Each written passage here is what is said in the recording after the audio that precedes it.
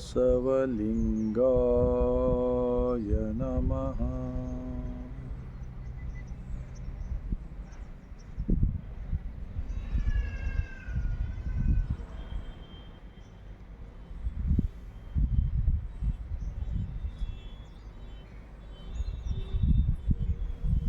ಜಗಜ್ಯೋತಿ ಕ್ರಾಂತಿಯೋಗಿ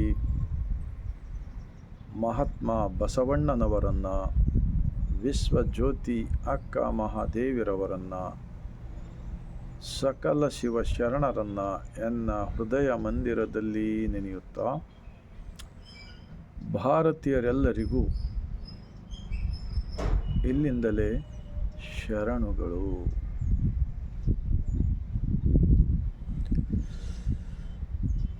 ಒಂದು ಮಹಾತ್ಮ ಬಸವಣ್ಣನವರ ವಚನ, ನಿಜವಾಗಿರ್ತಕ್ಕಂತಹ ದೇವನ ಕಲ್ಪನೆಯ ಬಗ್ಗೆ.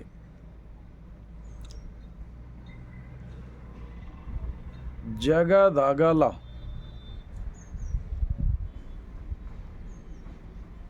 ಮುಗಿಲಗಲ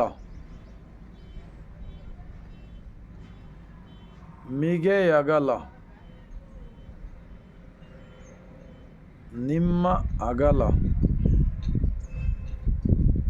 ಪಾತಾಳದಿಂದ ಅತ್ತತ್ತ ಅತ್ತತ್ತ ನಿಮ್ಮ ಶ್ರೀಚರಣ, ಬ್ರಹ್ಮಾಂಡದಿಂದ ಅತ್ತತ್ತ ಅತ್ತತ್ತ ನಿಮ್ಮ ಶ್ರೀ ಮುಕುಟ,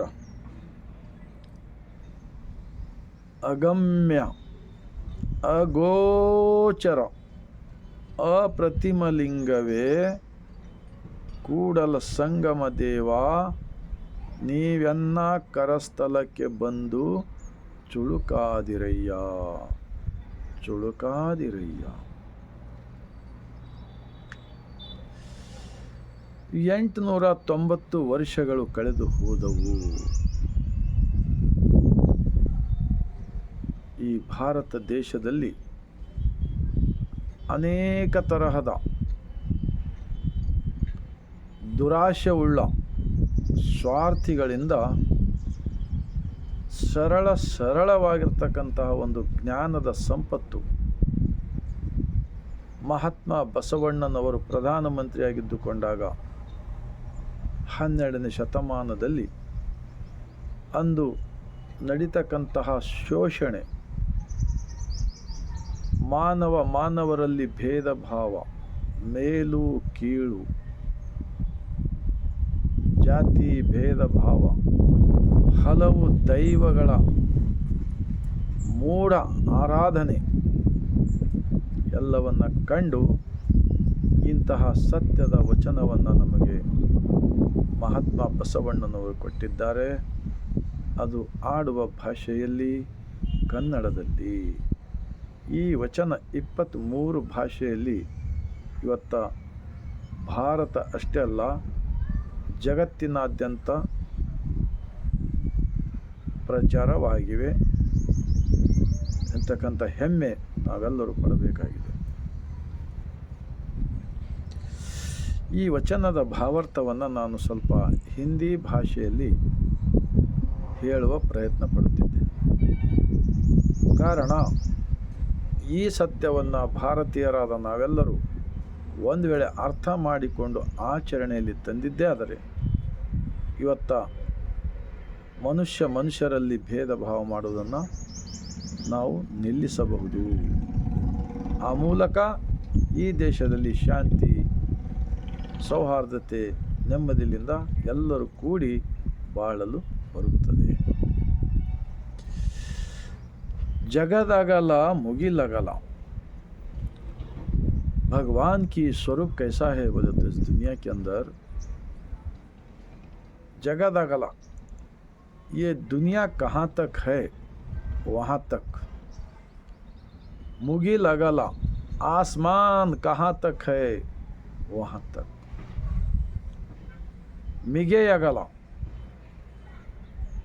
इस ब्रह्मांड से जो सृष्टि का मालिक, इंसान, जानवर, झाड़ पौधे, प्राणी पक्षी सभी को जो इस धरती पे पैदा होके हमको बनाया ना, उन्होंने सभी को बनाकर सभी की शरीर में ही जीवंत रहकर हमको दुनिया दिखा रहा है।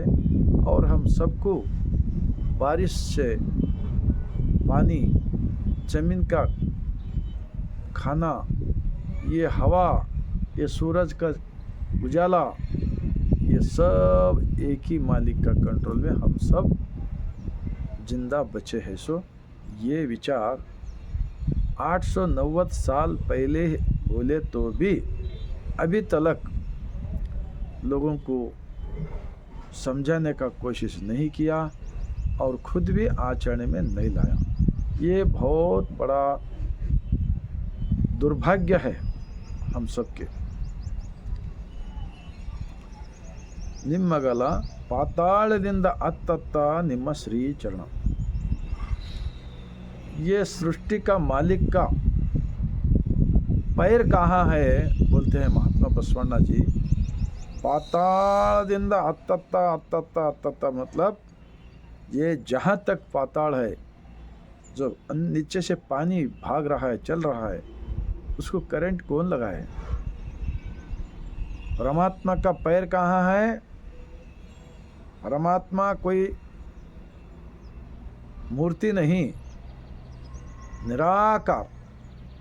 उनकी पैर कहाँ है?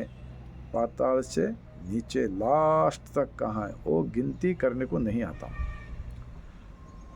और उनका चेहरा कहाँ है बोलते महात्मा बसवण्णा जी।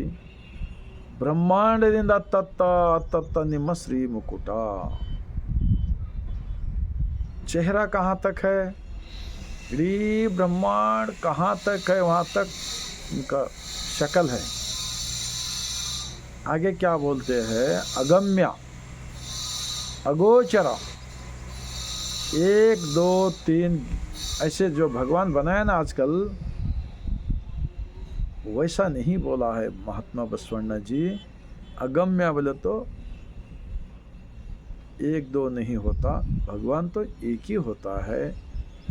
जैसा हवा हमारा आसपास में है, हवा का साइज कोई तो बोल सकते क्या? हवा का कलर कैसा है बोल सकते क्या? ये हवा कहाँ तक है, कहाँ तक नहीं है बोल सकते क्या? इसका जैसा हमको बोलने को नहीं आता है, भगवान की स्वरूप भी ऐसा ही होता है। ऐसा बोलते हैं हमारा महात्मा बसवण्णा जी। अप्रतिम लिंगवे, लिंगा मीनिंग भगवान, भगवान में लिंग मीनिंग लिंगा। उनका रूप नहीं है। इसका मतलब भगवान को एक मंदिर बनाकर, एक मूर्ति इंसानों के हाथों से बनाकर रखकर वहाँ पर इस भगवान है बोल के लोगों को हम नहीं दिखा सकते हैं। ये महात्मा बसवण्णा 12वीं शताब्दी में प्रधानमंत्री होकर बोले सो वचन है। उन लोगों ने क्या किया है? 770 1,96,000 1,96,000 शरण लोग बसवा कल्याण कर्नाटक के अंदर उन्होंने अनुभव मंडप स्थापने किए। और भगवान कहाँ देखे? अंदर। इसीलिए तो इष्ट लिंग, ब्रह्मांड का जो लांछन है ना, स्वरूप है ना, लिंग बांध लेकर अंतर्यामी इनका साक्षी से जिंदगी करे। और हर शरण लोग अरिवे गुरु बोले, ये शरीर ही मंदिर है बोले।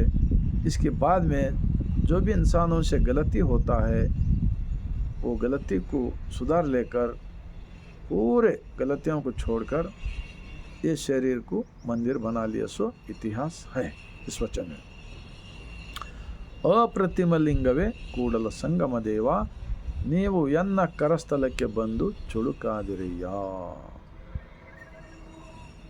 जितना बड़ा ये मंदिर है बगैर पिल्लर के भगवान के, इस मंदिर के अंदर तुम मुझे पैदा करके और मेरा शरीर के अंदर रहकर मुझे आँखों से दुनिया दिखा रहे हो, कानों से शब्द सुना रहे हो, नाक से खुशबू दिखा रहे हो, ज़बान से खट्टा मीठा मालूम करते हो, चमड़े को कुछ भी टच हुआ तो जब का जब हम मुझे जागृत करते हो।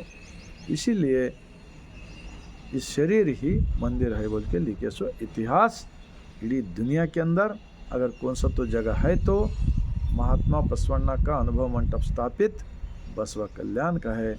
इसीलिए ये विचार जो शोषित वर्ग थे, उन गुलामगिरी में रहते थे, उन लोगों को स्वतंत्र विचार से जीने के वास्ते ऐसा विचार दिया है। और भारत के अंदर कितने भी कास्टिज्म करे ना, जात पात, वो सभी लोग 12वीं शताब्दी में बसवण्णा का अनुभव मंडप में थे। उनका इतिहास है, वो सभी लोग वचन लिखे सो है, वो पूरे लोगों का जवाबदारी है। वो बसवा कल्याण में जो नया अनुभव मंडप बना रहा ना, वो सब वो अनुभव मंडप ये भारत के अंदर कितने लोग का है ना, उन सभी के वो अनुभव मंडप होता है। उस अनुभव मंडप में जो सच्चाई का वो इतिहास के आधार के ऊपर जो अनुभव मंडप होने वाला है, इसीलिए आप सब लोगों का जिम्मेदारी होता है उस अनुभव मंडप का वचनों को आचरण में लाना, उस विचार को रक्षण करना हम सबका जिम्मेदारी होता है। हमारा भारत देश और बहुत बड़ा विकास होगा, सबके साथ होगा, सबका विश्वास होगा, हाँ, स्वच्छ भारत भी होगा। इतना मैं बोलते हुए, अगर भारत में जितने भी लोग इस वचन को, बसवण्णा का वचन को सुनेंगे, अच्छा लगा तो लाइक कीजिए, सब्सक्राइब कीजिए। और भारत में रहने वाले 140-45 करोड़ जनता को ऐसा विचार पहुंचने का काम कौन कौन करेगा? वही लोग देशभक्त होते हैं, वही लोग राष्ट्रभक्त होते हैं, वही लोग राष्ट्र प्रेमी भी होते हैं। बोलते हुए मैं महात्मा बसवण्णा का अनुभव मंडप का इस वचन का विचार को यहाँ को समाप्त करते हुए, लास्ट में पूरे मेरे भारत के वासियों को मैं सर झुकाकर मैं शरण करता हूँ।